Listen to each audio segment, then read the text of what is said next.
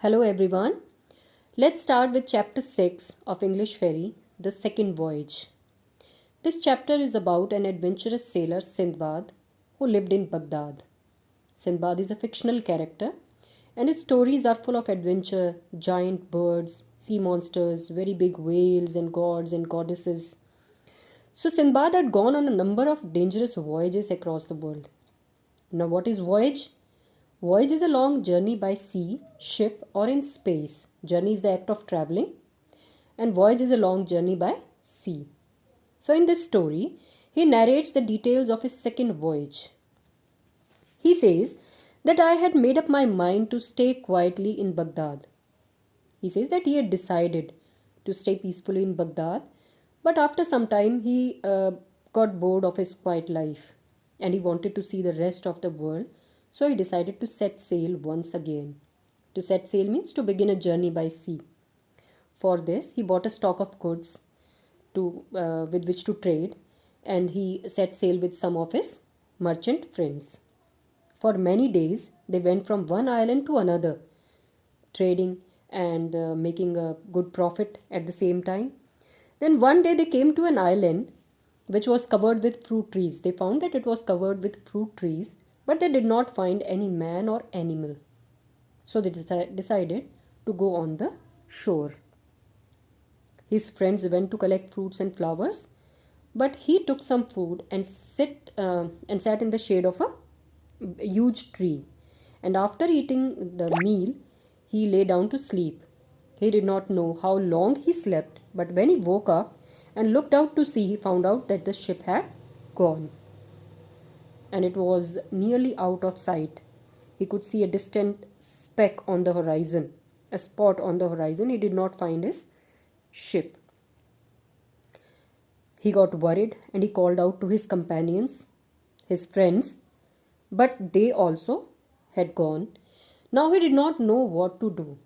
So he decided to climb up to the top of a tall tree and to look out over the island. What was there in the island? He decided to find out. And in the distance, he could see something white.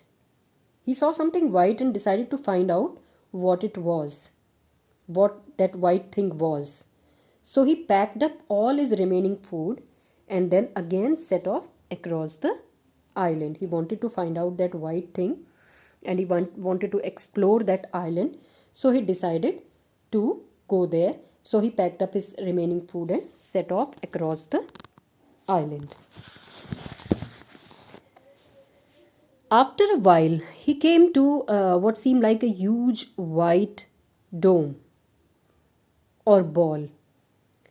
Dome is a shape like one half of a ball. So that white thing, it was smooth to touch. When he touched it, he found out that it was very smooth, but it was very high. He could not see the top of it. And it was more than 50 paces around, approximately 50 feet. When he took a round of it, it was approximately 50 feet. Suddenly, the sky above him became dark, as if a huge cloud had covered him, and when he looked up, he saw the shadow of a huge bird which was flying towards him, which was coming towards him. He had often heard the sailors talking of a mysterious and wonderful bird. Mysterious is when we do not know or understand, when we cannot explain something strange, that is mysterious. He had heard about this mysterious and wonderful bird. Its name was Rock. So he thought that this must be Rock, and this huge dome like structure, that thing, it must be its egg. The bird came nearer and finally sat on its egg. He crept close to the egg and he saw one of the bird's leg. It was a very big bird and his legs were also big like tree. So he decided to tie himself to the leg with his turban.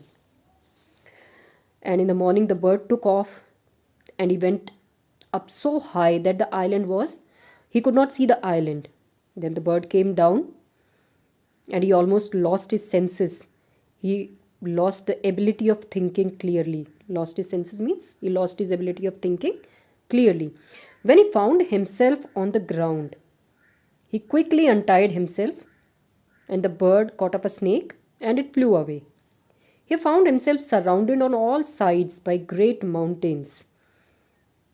This was actually a valley, and it was the mountains that had surrounded the valley, they were very high. There was no possibility of climbing them. But he found that there were huge diamonds that were lying on the ground. He could not believe the riches lying about him. Then he saw something that frightened him. All along the slopes of the valley there were huge serpents, snakes, and some of them, they were big enough to swallow an elephant. They were very big and huge, all the serpents. They came out of their den, the shelter, at night, and during the day they hid themselves from the rock. These were very big serpents, very big creatures, and they were big enough to swallow even an elephant. At night they would come out, and during the day they would hide themselves from the rock. So at night he found out a cave, a long narrow cave to hide in, and then he rolled a large stone in front of the entrance to keep out the serpents. But he could not sleep during the at night because of the noise of their hissing. They were hissing outside. It made his sleep impossible. And in the morning he felt really glad. He was able to come out again, but was still afraid. He found himself walking upon diamonds. And at last, when he got really tired, he decided to eat a little of his food, and then he slept in the sun. And he was suddenly awakened by something that was falling near him. He stood up and found that it was a huge piece of raw meat. Raw means uncooked. It was a piece of raw meat. He looked up and he could see more pieces that were falling down from the rocks above the valley. He had heard stories in the past about this valley of diamonds, but he had never believed them. Now he could see with his own eyes how the local merchants are traders who buy and sell commodities, that the local merchants, how they collected the jewels. They used these huge eagles to carry the diamonds for them. When the eagle had young ones in their nest, they would fly down into the valley to get food for them. So the merchant would throw down large pieces of raw meat, and the diamonds would stick to the meat. So each merchant had his own nest, and they would consider any jewel in it his. Now an idea came to him that he too could use these eagles to escape from the valley. He could also manage to get away from this place. So first he collected some of the biggest diamonds that he could find. Then he put them in his wallet and tied at his waist. He tied then one of the large pieces of meat to his back with his turban, and he says then he lay down with his face to the ground and waited for one of the eagles to come and took him up. There was a sound of huge wings about him. Then he felt himself lifted up and carried to the top of the rocky walls. As the eagle reached its nest, he heard the merchants' cries. They were shouting because they were trying to make the birds drop their meat. And one of the men came to the nest where Sindbad was.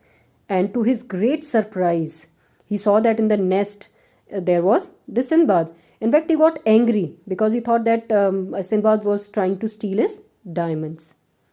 But Sindbad told him that he was his friend and not enemy, not a foe. Foe means enemy.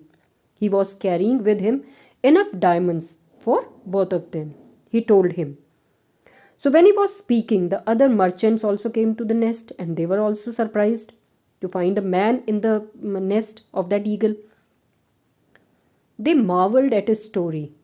Marveled means they got surprised. They were amazed when he told his story, how he got on that island and how he managed to come out of that, and his bravery.